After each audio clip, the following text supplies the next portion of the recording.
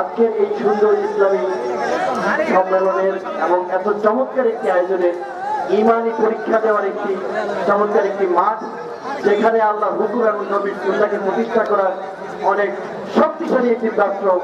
সেখানে উপস্থিত যারা রয়েছে সবাইকে আমার পক্ষ থেকে, আমার পরিবারের পক্ষ থেকে, আমার প্রতিষ্ঠানের পক্ষ থেকে শুভেচ্ছা। আল্লাহ পাকের কাছে শুকরিয়া জানাচ্ছি এত সুন্দর একটি আয়োজন করার জন্য। আসলে আরো 10 জনের মতো আলোচনা করতে পারবো না, কিন্তু আমি আমার ব্যক্তিগত একটি লাইন বলতে চাই। সেটি হচ্ছে যে আমি নরসিংদীতে 8 থেকে 10,000 ভলেন্টিয়ার নিয়ে নরসিংদী স্বেচ্ছাসেবী প্ল্যাটফর্মে কাজ করে থাকি।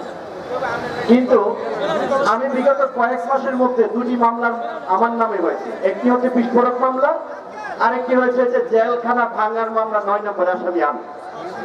তো এই 2টি মামলা খেয়েছি কেন? খেয়েছি এই জন্যে, উনি হচ্ছে আমার সাথে খুব ভালো পরিচয়। কেন? এটা ছিল আমার সবচেয়ে বড় একটি অপরাধ। আমার অপরাধ ছিল ওনার একটি স্বপ্নের প্রতিষ্ঠান ইসলামিক ইউনিভার্সিটি হবে গাজীপুরে, সেই প্রতিষ্ঠানের সাথে প্রথম থেকেই কেন আমি মিটিংয়ে ছিলাম এবং শেষ পর্যন্ত সেই বাস্তবায়ন করার জন্য সেই স্বপ্নচারী আমি একজন ছিলাম। এটাই ছিল আমার অপরাধ। আমার অপরাধ কেন আমি ক্লাস 1 থেকে শুরু করে আলেম পর্যন্ত মাদ্রাসায় পড়েছিলাম, এটাই ছিল আমার অপরাধ।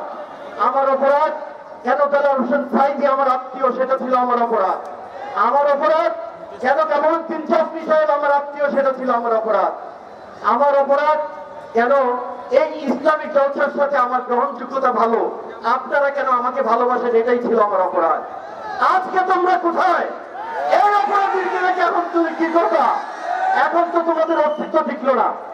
যাই হোক, আধার যত গড়িয়ে আসবে আলো তত তাড়াতাড়ি চলে আসবে, সেইটাই প্রমাণিত হলো। ইনশাআল্লাহ এই দেশটাকে নয়, এই বিশ্বটাকে আমরা ইসলামের আবদ্ধ করে এবং আল্লাহর হুকুমকে আমরা ইনশাআল্লাহ প্রতিষ্ঠা করতে পারবো।